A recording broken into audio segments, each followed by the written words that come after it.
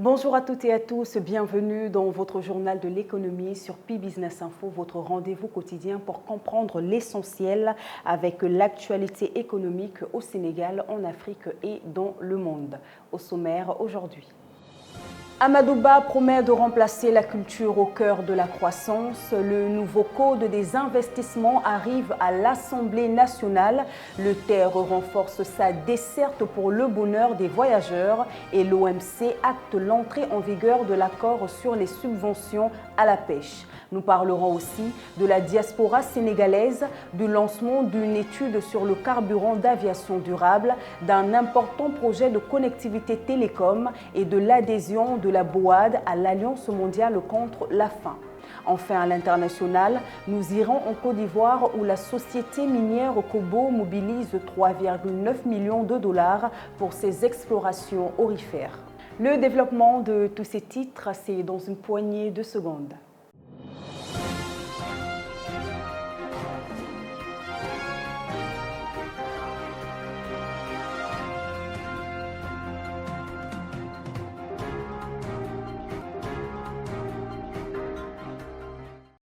Nous démarrons ce journal par les actualités nationales.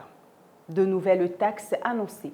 Le gouvernement introduit plusieurs nouvelles mesures fiscales, une taxe de 20% sur les jeux de hasard, une taxe sur les transferts d'argent et paiements mobiles, ainsi qu'une hausse des taxes sur le tabac et l'alcool.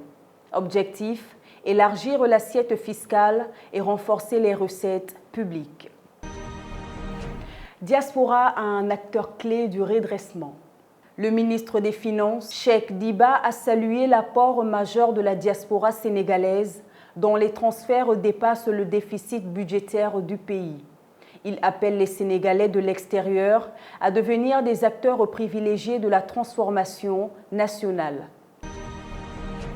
Toujours dans ce même registre, le Sénégal prépare le lancement d'un Diaspora Bound le 18 septembre.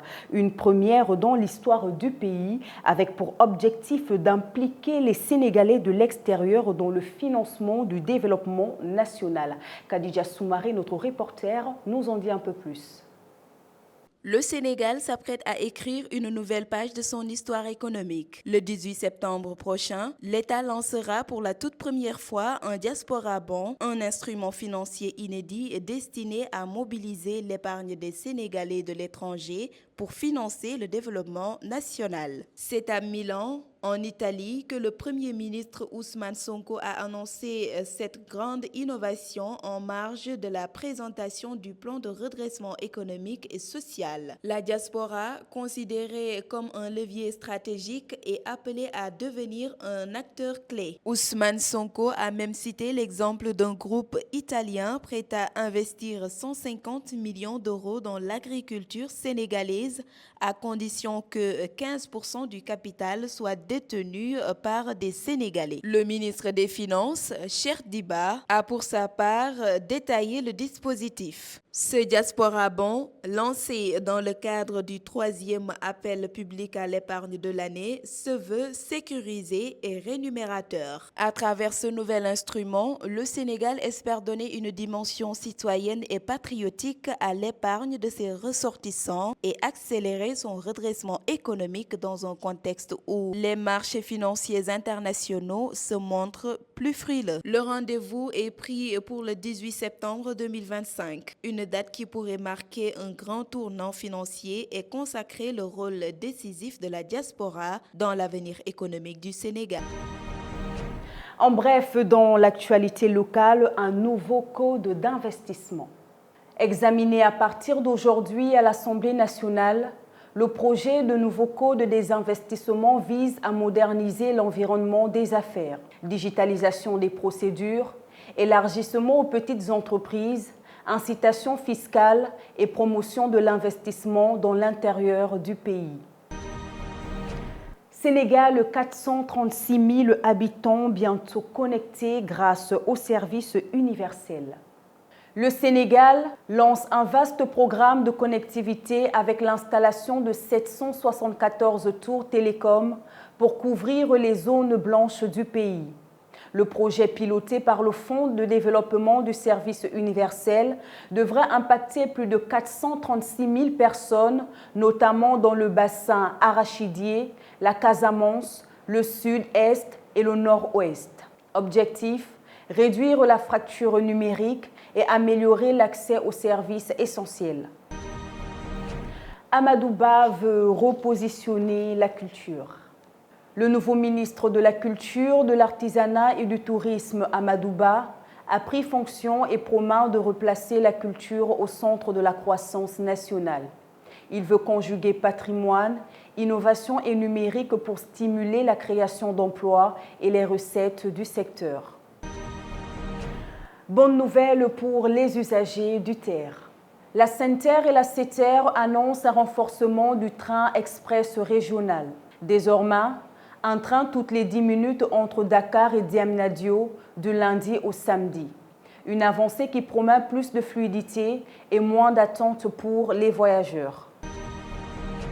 Étude sur le carburant d'aviation durable.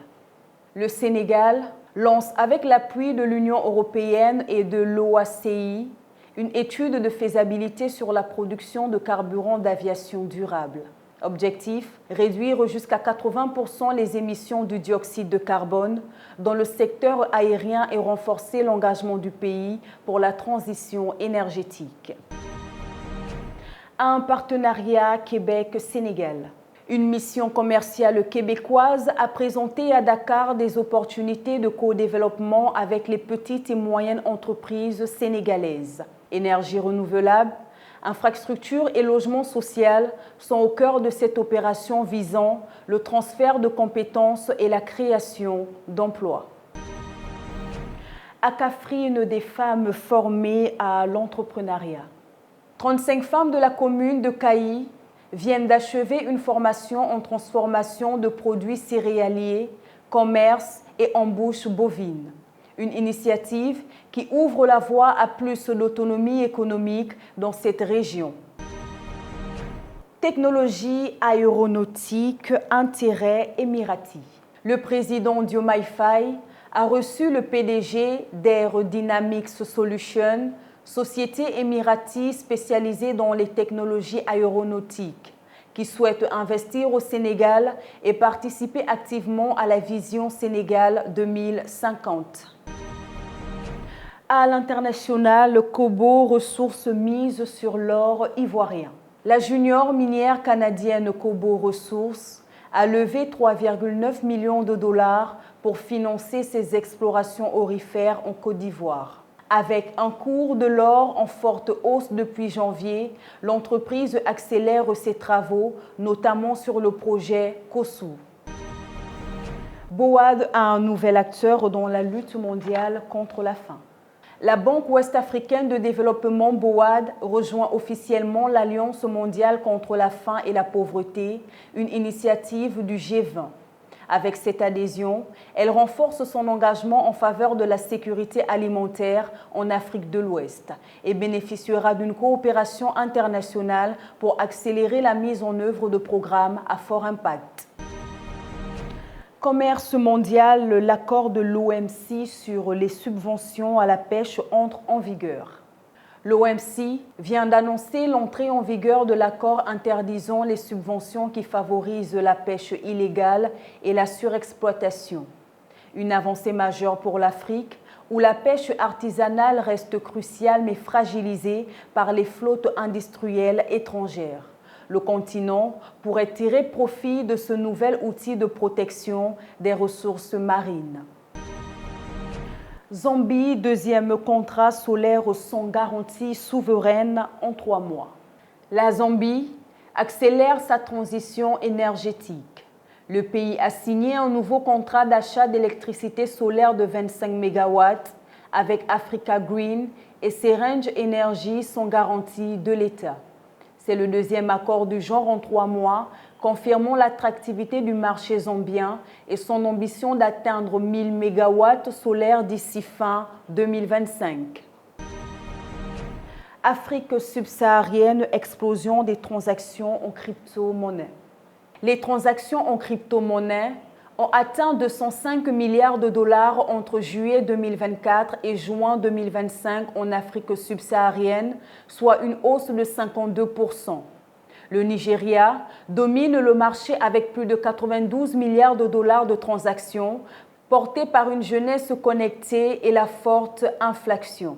Le Bitcoin reste la crypto-monnaie la plus utilisée comme alternative face aux devises locales. Voilà qui met fin à cette édition du Journal de l'économie sur Pi Business Info. Merci de nous avoir suivis.